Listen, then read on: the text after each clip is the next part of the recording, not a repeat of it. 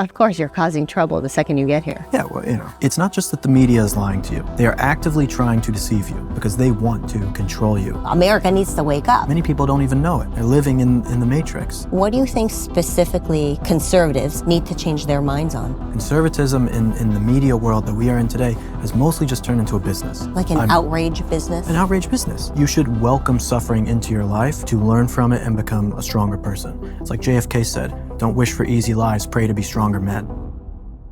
Welcome home. I'm happy to be here, Marissa. Thank you so much. It's very strange to be back in California. Strange? Yeah. In a good way? In both a good way and a bad way. You're sitting in traffic.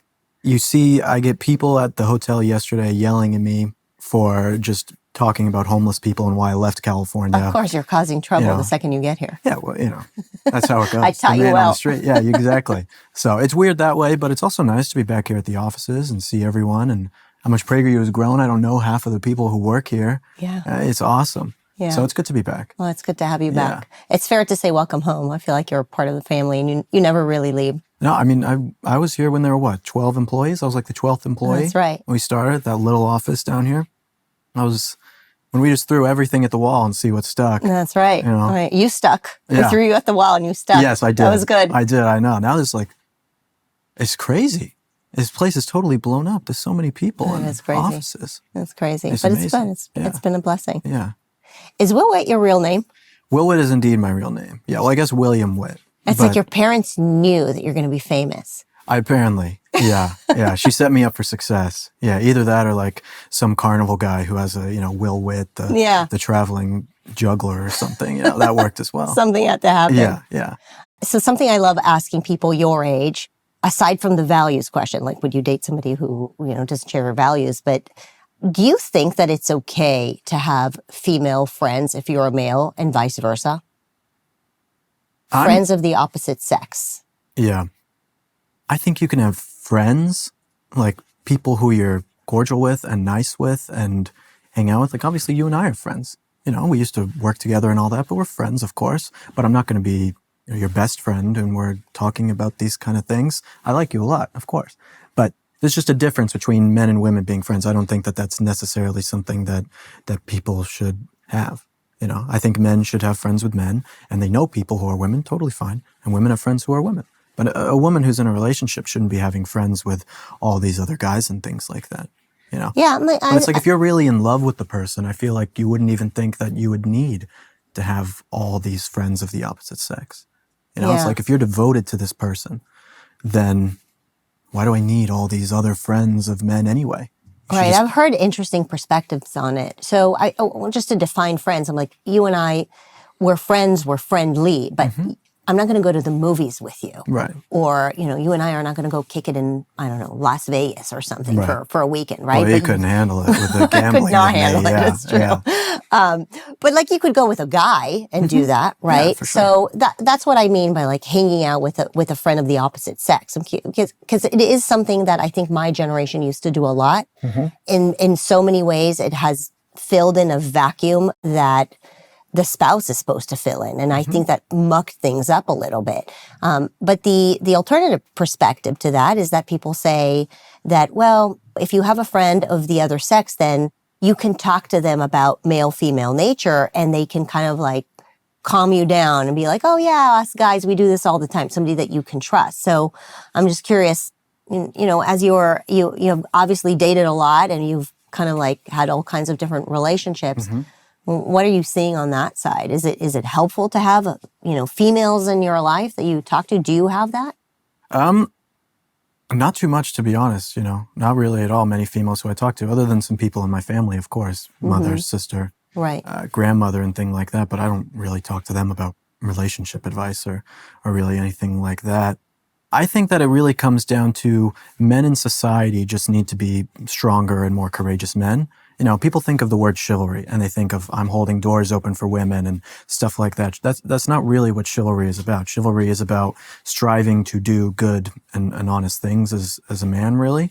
And so if you have men who are putting that first in their lives and saying, I'm going to live a life of goodness and truth and, try and help people, especially help people who are below me, who don't have the means to do things, that's what men should do. then that's just going out of your way to help a woman who might have a question about something like this, and doing it because you're trying to help that person, not necessarily because you need someone to be a friendly partner. You know, many women, they go to work and they're at work for 8 hours a day, 9 hours a day, and then sitting in traffic to get home. They spend more time with some friend at work than they do with the man at home. I think that men in America and just in the West in general need to prioritize these things of trying to help people. But I don't think that you need to be this friend to some woman like that, really. It just seems unnecessary. What about the idea of only dating for marriage? Is that like an archaic, extreme thought? I know that a lot of women only want to go on dates knowing that there is the potential of marriage. But if they express that, then many guys find that overwhelming and a turnoff. I think that there comes a level there of who the woman is, you know? Like, people are different. You see, like, this new, maybe you've seen it all over the web, but this, like, trad wife type of stuff, you know? And a lot of these people, they use it as an aesthetic. It's like a gimmick. Yeah, so a lot of it is like a gimmick. They don't really believe it. They just do it because they know it'll get them popularity to talk about these kind of things. And so they might say something like that just because they think that they're supposed to say something like that. Versus like a real woman with integrity who says that, and you can really tell that she means it, and you say, that's a woman that you keep around because she really means it and believes in it. So you kind of have to take it on a person-by-person basis, which I think which is so important when you're dating people, is looking for people who have that integrity, who are not afraid of saying who they really are and what the truth actually is, because that's the type of person that you need to be with. Not someone who's going to find some phase and then latch onto it and then move along in a month or so. Do you think that women, I like asking you these questions because obviously I'm a generation older than you. And so, you know, Gen Z women, are they overwhelmed by the idea that a man would come in and say, I'm dating for marriage? Is that something that women don't seem to like in your generation? Yeah, but I think you're almost asking the wrong question, because if you're talking about the majority of people, right, the majority of people who are my age, maybe a little younger, a little older, and women and men were both to go and say that I'm looking for marriage, most people would say, this is scary. I don't want this. This isn't what I want to do. 90%, 95% of people. But, you know, who cares about those people? The reason you're looking for someone who has integrity, and it's about talking about the 5% of people who are the good people who say, yes, I want marriage. We found each other. That's amazing. You know, I want to do my best to influence as many people as possible and what I talk about and all these things, and PragerU obviously does too. But worrying about that 90% of people who are, you know, lost in that sense, who would find that scary, those aren't the people that people should be worried about dating anyway. They shouldn't sacrifice to go and date someone like that. They should go and look out for the person who really means what they say on those kind of things. Well, the reason I'm worried about it is because the job we try to do here at PragerU is to wake up these 90% of people who have been taught through our culture effectively how to ruin their lives, right? And so when young people are taught marriage is something scary, or the idea that you actually have the ambitions to find the right other half, that supposedly is something bad. For me, it has never been about politics at PragerU, right? The fact that we side with a certain political point of view happens to be because our values are attached to you know, limited government. But it has always been for us about these ideas that make for a happier and better life. And I think specifically your generation has been taught values that make your lives unhappy, right? Don't find your other half. Be a selfish person. All this like moral relativism, career, don't care about family. I think you may have noticed that you kind of left PragerU, as you mentioned, and moved a little into politics. I'm curious about your experience there. For those who don't know so much about what you've been up to, maybe just tell us, you moved to Florida. What have you been doing since you left PragerU? Yeah. I was getting a good tan before, but that's kind of faded away now that it's wintertime. But I moved to Florida. I started I guess you can call it online newspaper. So it's called the Florida Standard. We were reporting on everything going on in Florida politics, things with Ron DeSantis. I ended up shutting it down. I can't get into all the nitty-gritty details, but it was a personal choice I made because it wasn't something that I saw sustainable in the way of keeping it going in the way that I wanted it to be. Because I also wrote my second book, Do Not Comply, which is my favorite. I loved writing that book. I mean, that book was life-changing for me. And so I got to go on my book tour for it. And I'm talking about these values and ideas on my tour and saying, you know, how much I hate politics and politics suck. And everything wrong with Republicans and Democrats and all this. And then I was doing this paper where I'm like talking about Republicans and Democrats all the time. And I didn't want to feel like a hypocrite with a lot of that I was doing. And so, you know, among other things, I decided this just isn't for me now and ended up shutting it down. So. What do you mean by your frustration with politics, especially with our personalities? You know, there's always this desire to jump into the political narrative. You know, Dennis, Alan, and I, leadership here at PragerU, we try to scale back on it. We're like, we're about values and timeless ideas. Right. And oftentimes our young personalities are very interested in what's happening politically because I'm sure everybody feels like it's like impacting them today. So what did you see there in the political arena that like was such a big turnoff for you that you just decided to shut this project down? Yeah. Oh, so many things. I mean, when you have a media company that's not like nonprofit media like this, but news media like we were doing out in Florida, and we were doing really well. I was very happy with it, you know, the numbers that we had in Florida. But you see the other people in media and how they treat this stuff. It's not just that the media is lying to you. These people are not just lying to you. They are actively trying to deceive you. That's what you come to find out when you work in these things. And you realize that none of these people actually care about getting true information out there. They only care about getting people to click on the site. It is about vanity. It is about getting money from people. I mean, blackmailing for stories and all this kind of, like it is a crazy world out there that people have no idea what's going on. And this is just in a smaller world of just, you know, Local. Florida, you know. Now think about if you're thinking about a larger scale of the New York Times and Fox News and CNN and all this kind of stuff of how they are being paid by people to put out an agenda, you know. It is a message of demoralization, making people feel worthless and that they have to watch the news or they're going to be missing out on something. So they have to do it all the time. And it's really a message of division and hate, where so much of this stuff, you know, I'm not trying to sound some kumbaya hippie right now, but so many things that you meet someone on the street, you can agree with them on that you won't because the news has conflicted you on these kind of things. You know, obviously there's differences between leftism and conservatism. You know, you're not going to find common ground with a communist on things or, you know, a pro 9-month abortion person. But there's so many things that are just blown up they're doing this as a purpose to divide us and control us. If they make us angry and demoralized and upset about the news and all these kind of things, then they know they can make you into a slave because you will be more content to consume their media and consume the politics because the politics is the same way. These people, these Republicans and Democrats, they know exactly what they're doing. We have turned them into celebrities who don't actually do anything for us. I mean, I'll think of 15 years of my life.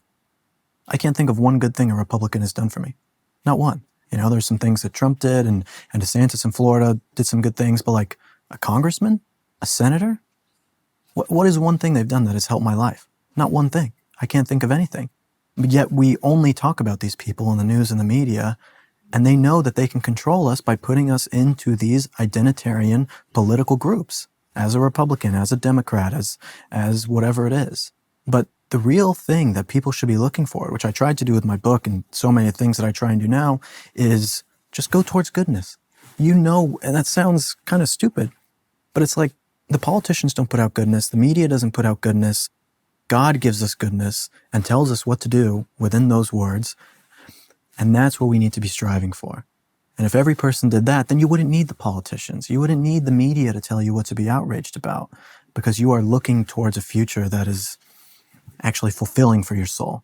Mm-hmm. You know what I mean? I mean, but how do you, okay, so people want to know what's going on, right? Like to just say, okay, you know, stick your head in the sand and just be focused on goodness. Mm-hmm.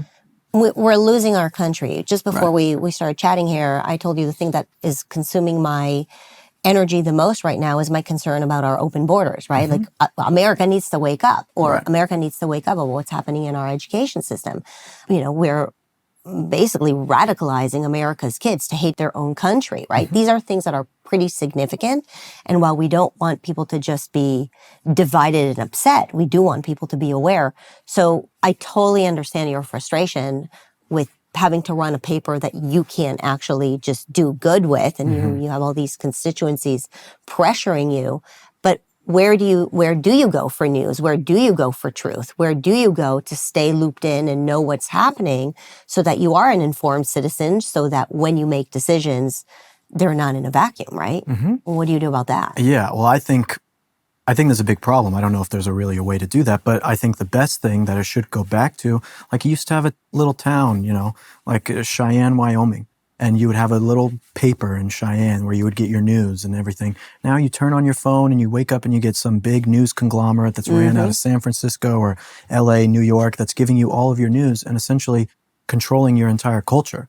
So you're not getting localized news. I think that if we brought back local news from communities who actually care about the communities that are writing them, then I think you could do so much good there. I think people should put a good foot forward if they are in these types of small communities with small papers and websites and stuff to really put those kind of things forward for community values. Yeah. Community values are so important, but people don't really realize that. They've been important all throughout history of how news gets around in this, but not so much in America today. It's all just New York, LA, San Francisco. Everyone reads it in a vacuum. So, and I hope it didn't come across like I was saying, no one should fight and no one should do these things. It's just we rely so much on the politicians to fix the things that we won't ever go and really try and fix ourselves. Right. It's like we're always asking, when will Trump change? When will the White House change? When will the border change? But people aren't looking in the mirror and saying, when will I change? Mm-hmm. They're not asking the question about when will I be the person that I am supposed to be. That's what I had to do with myself and all sorts of other people who I know who weren't living lives that were really doing the right thing. And then they say, well, how can I be a better person? And you find that the community around you gets better and the people who come into your life get better. And the world that you live in just feels better when you're asking that kind of question instead of just getting angry at the politicians for not doing something because they're not going to save you. So how have you become more self-reliant? You left the paper. Mm-hmm. So what does your life look like now? What are you doing? I read a lot, okay. But I'm working on my next book right now. So I'm not totally set on everything that it's going to be, kind of in the early stages right now. Most likely about health and big pharma and these kind of things and big food. This is what I'm really into right now. So, I started a garden where I live and I do that a lot. I'm very into cooking now and my health. It's really all I'm thinking about now is this health stuff. And people, you notice there's the raw milk. There's a lot of milk and there are a couple of, there's an empty cup down there that you just finished. Mm-hmm. Yeah. You're drinking a lot. How much raw milk are you drinking? I drink about half a gallon a day. That's a lot. And I tell you, I've never felt better, healthier in my life. You used to have a lot of gut problems. I remember you had those issues. Mm-hmm. Are they gone? Oh, gone. Remember I had gout? Yes. I had gout like 2 years ago. I remember that. And I talked to this doctor and he says, oh, that's inflammation. You need to stop eating red meat. Stop eating red meat to get rid of your gout. And I said, okay. I stopped eating red meat. I still had gout. I still had horrible pain in my foot. It felt like my foot was broken. I started drinking raw milk. I started eating red meat. I haven't had a gout flare up in a year and a half. This must be pretty fattening to drink this much milk, but you haven't gained that much weight. Are you just working it off? That much weight. That much? Yeah, that much weight. Yeah, okay, there's always a little. Yeah, exactly. You look. You look great. Thank you. Yeah, no, I don't think so. No, when I get back from California, I'm gonna go do a 2-week raw milk cleanse. So I'm not gonna be eating anything. I'll be drinking raw milk for 2 weeks straight. Who got you into this raw milk stuff? Just reading. I finished this book. It's called The Untold Story of Milk, and it goes through all of this stuff about the history of milk and how long people have been drinking it. 30,000 years of humans drinking milk from livestock without any of the problems. And now you have all sorts of problems today. It's like in the 1930s, 80% of the fats that people ate were from animal fats, right? Mm-hmm. And heart disease was basically non-existent. Obesity, basically non-existent in these things. Of course it happened, but not very much. But in just a matter of years, only 60% of the fats were animal fats, and yet the rate of heart disease went up 1,000%. 1,000%. The people with the highest cholesterol in the world, these like people in Africa, these tribes in Africa, double the amount of cholesterol that Americans have no heart issues. They blame it on cholesterol, and they blame it on the animal fats, and they blame it on the milk. It's none of these things. And so once you start realizing this, and you say, wow, I can take my health back from these types of people we've been completely lied to, it goes into the political stuff. Because they want you to be dumb, and when you eat processed food and bad foods, your brain doesn't work to the capacity that it's supposed to. Your body doesn't work. You feel sluggish. You don't want to go fight for your country. You don't want to fight for goodness. You don't want to fight for things that are true because they've dumbed you down with pills and bad food and all these things. I tell you, when I've started eating healthy now and doing these kind of things, I feel great every morning. It's life-changing. Wow. Really. Yeah. How long have you been doing this, the raw milk stuff? I've been drinking raw milk now for about a year. Yeah, started And then have you Florida. gotten to a doctor or, I don't know, had any Like checkups? blood tests or I anything don't like know. that? Yeah. No, I haven't been to the dentist in like 2 years. I haven't been to the You're like a doctor. caveman. Yeah, exactly. My hair, Yeah. this is going to shock people. You've always had great hair. Yes. But I haven't washed my hair in I haven't used shampoo in my hair in like a month. So what do? Just water? Yeah, just water. Just get in the shower and wash it off. Yeah. So interesting. I know. I'm like this. People look at me like I'm this crazy hippie type guy now. Yeah. Who's like all spiritual and stuff like Yeah. that. It's just the way that it should be, without all these kind of things. But it's like if I went out today and I started eating, Fat Burger and all these different places and the processed foods, no one would say anything about my diet. They'd say, okay, you're just a normal person. As soon as I start saying, oh, I drink raw milk, I eat a lot of red meat, I eat a lot of fruit and raw honey and things like that, then everyone's a nutritionist and wants to come and give me advice. It's Right. only until you go against what the mainstream is on these kind of things that everyone wants to tell you. But eating all this processed garbage, no one will give you flack about that. Because it's not out of the norm, right? Exactly. It doesn't seem bizarre. Yeah, exactly. Take a pill because you're sad, and that's totally normal. Talk about, grounding, which is, just feeling the earth underneath your feet every day, which is an amazing thing. Then you're a crazy person. I mean, it's like, it's so backwards. You can't even. Right. So Insane. one of the things before you left, I remember Craig and I were chatting with you about this idea of going from being a personality, an author, an influencer, to going into management. Yeah. You know where this is going. Yeah, no, I can assume. Yeah. It's crazy. What did you learn from that experience? Because I think it's really interesting. There are a lot of people who are in your situation where they have a certain gift and they then want to go and build an enterprise and go into management. And it's so interesting, as I have coached so many young people, throughout the last few years, seeing people want to go into managing when they have gifts like yours, where, I don't know, how did that work out for you? I really put forward when I started my business that I wanted to hire a good team. So I was very choosy with the people who I said I was going to hire. And so I really liked all the guys who I had. But there are just problems with management that I just don't find fun. There are things that you just have to deal with that are not the things you want to be dealing with all the time. You know that better. Oh, yeah. Working with me for 6 years, you know that better than anyone. But it's like, I don't want to deal with, your personal problems and HR problems and stuff like this. I just want to do the mission. For the most part, my guys were pretty good and there was never really any problems with that kind of stuff. But every once in a while there is, and you got to deal with it. It's not fun, and the paychecks and those kind of things. I want to be out in the field doing stuff or, talking to people. Yeah. And you have to manage people. It kind of takes away from that. But I enjoyed it. I thought it was fun. Yeah. Well, working with people is one of the greatest ways to learn things.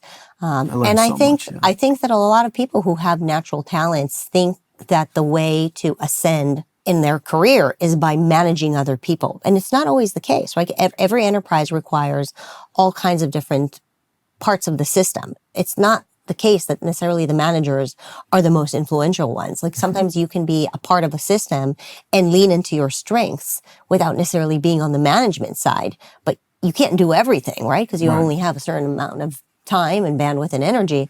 And so I think that as people are listening to this, especially young people who are trying to figure out what is the thing that they should do in life, being a CEO or a founder of an enterprise is not for everybody. And it doesn't necessarily mean that you're at the top. You're at the top when you're at the top of what you love to do the most and what you're best at and what society values the most out of you. Yeah. And that is such an interesting thing, I think, for people to learn as they decide what they want to do with their lives. Yeah, I think what you said about society valuing, that's exactly right about how these things are. If you're starting a business, you have to make a product that people want. Otherwise, you're going to go under unless you're just, bankrolled or something.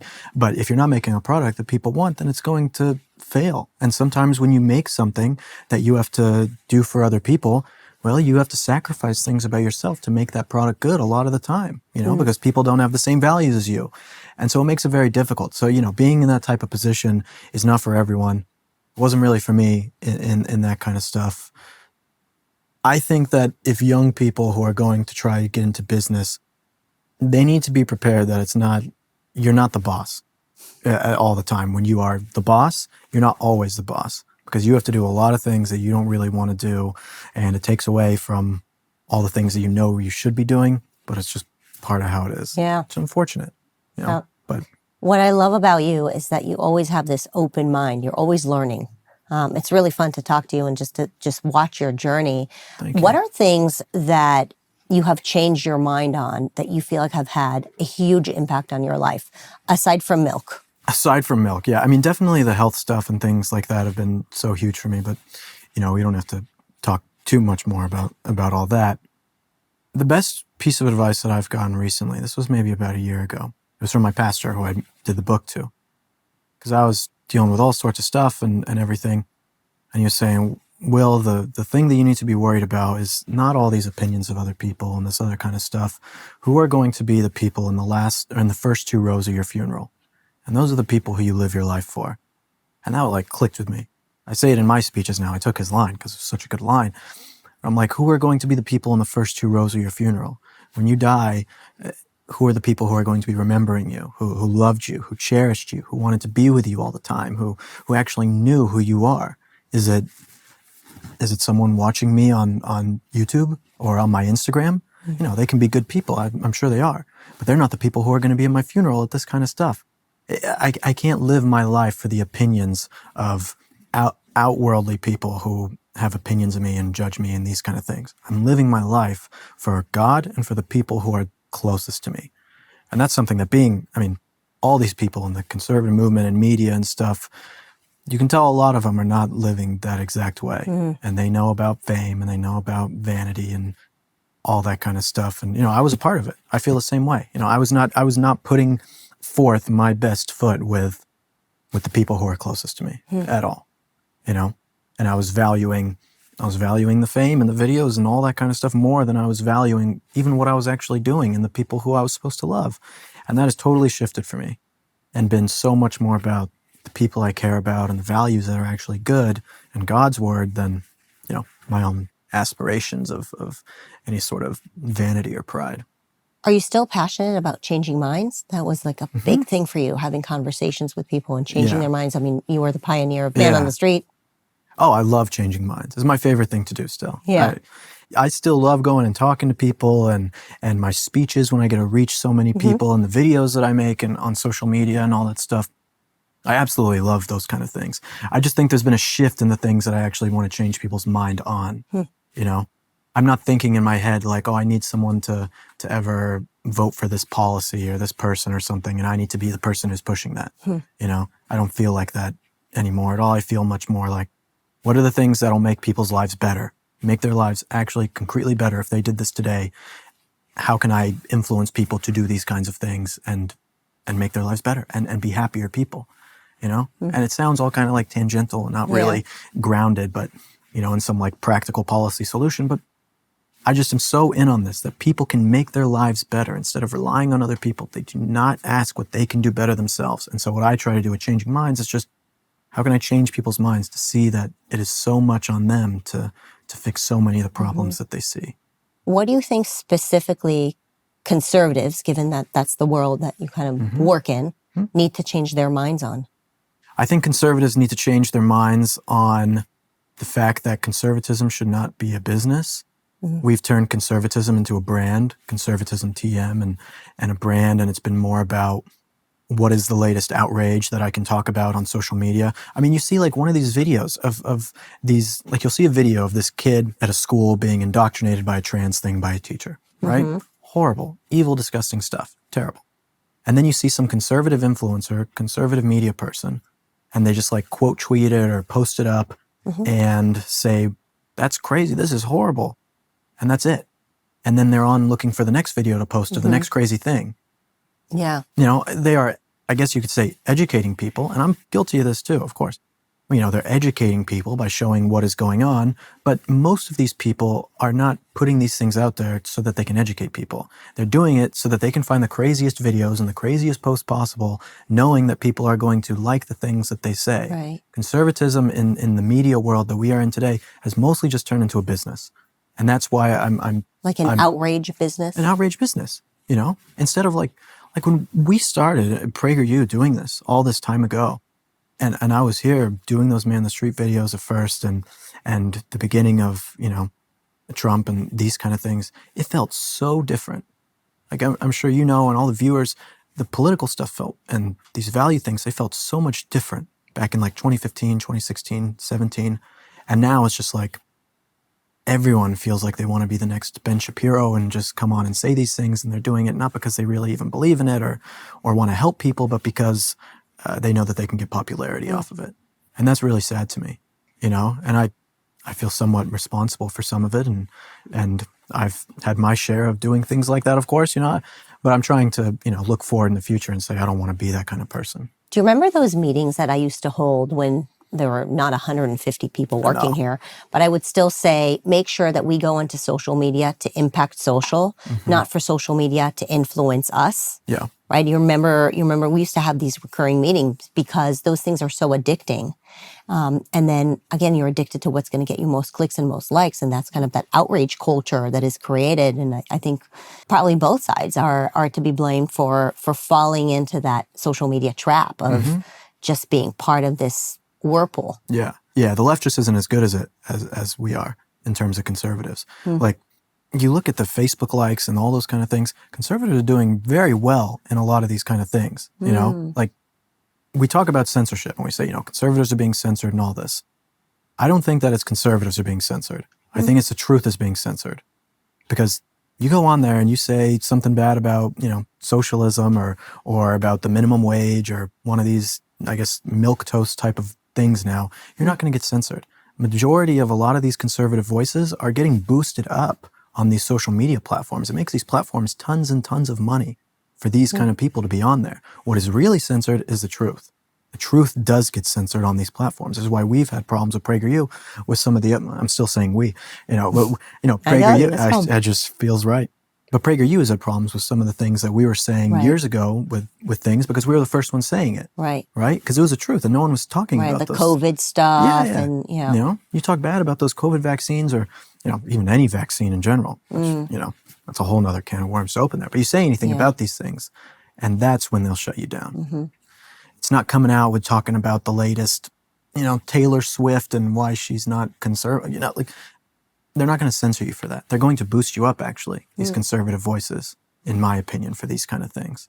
You know, it's only the truth that gets censored. What are your thoughts now as far as what is the left getting wrong? And I am seeing that there are a lot of Gen Zers, or I don't know if younger ones too, are moving away from the left because the left has become so extreme. Are you seeing the same thing? And what is it what card are they overplaying? Yeah, well, I think the left is winning with women and losing with men. With young men are becoming more conservative in America today. It's an amazing thing, you know, because you go into one of these churches right now in America and you see these young men, they're as conservative as all hell, these guys. Well, let me just pause right now because, you know, I like dating. All women who are watching this, they should go immediately to church to meet these young men. Yeah, they should. They should. You know, it might help them with their values if they're strong. But women are increasingly becoming more on the left. I think the number one issue is abortion, for sure. Yeah, abortion is a woman's rights issue, apparently. And then women are very into that. And so then they all go left. The men are not finding any sort of value or meaning in leftism. There's no value for a straight white guy in DEI or illegals coming and stealing the jobs or working, answering emails all day in some urban city. Or Title IX on campus. There's no meaning in life for that, you know? Like, you go on Twitter and stuff and you look at the accounts that come up for a lot of these younger conservative guys, they're all like ancient history accounts and medieval knights and chivalry and all these kind of things. And they come up because men are searching for these kind of things. So they're going to the conservative way because the conservative way gives them that versus a leftist way does not. Women are not looking for those same things. They're looking for meaning, but then they're then corralled into the meaning of you need to make abortion the entire meaning of your life because if you don't, you're against women as a woman. However it makes sense. Does that make sense? Yeah, it totally makes sense. Yeah. Very interesting. Yeah. Tell me, what is your book about? Is it a message for Gen Zers still? Is it a message for anybody? This book, Do Not Comply. Yeah, Do Not Comply. When you think of Do Not Comply, you automatically think of the vaccines and lockdowns and masks and all that. That's, of course, important. But it's about so much more than that. Do Not Comply is about all of the people who are trying to destroy us in the West today, in America today, who want you to be lazy, who tell you that mediocrity is okay, who tell you that nihilism is okay, that you can just do whatever you want and there are no repercussions in the after and these kind of things, who want you to not look towards goodness or beautiful things. You can't comply with any of these people who want to turn you into a slave. There are two types of slavery. There's a mental slavery and there's a physical slavery. And we are in the case in America, we are in mental slavery. Many people don't even know it. They're living in the matrix. You know, they think their normal life of sitting through traffic all day and answering emails all day and getting drunk at the same bars as everyone else and doing nothing meaningful in their life is just the way that it is. You know, young people always say it's the way that it is. It's just what we have to do. But you don't have to live your life that way. I love the book Don Quixote, because Don Quixote in that book, he sees these windmills and he goes and like attacks these windmills like they're monsters. You know, he makes his own adventure in his life. Obviously, you don't need to go and attack windmills, but there's a way that you can turn your life into something really beautiful and adventure. You can't comply with the people who want to turn you into a slave because they want to control you and destroy your morale and turn you into just some sheep who just does whatever they want. You know, that's why I'm a lot more against all the political stuff, because they know that those things are like candy for people addicted to it and makes them part of the machine. Do you know what Gen Alpha is? Basically my kids' age. They're around 10 years old. So there is a saying now that, and I don't know if it's become into the bloodstream of our culture, but they say that the Gen Alpha kids are like honey badgers. Remember that? Do you remember that meme? Yeah.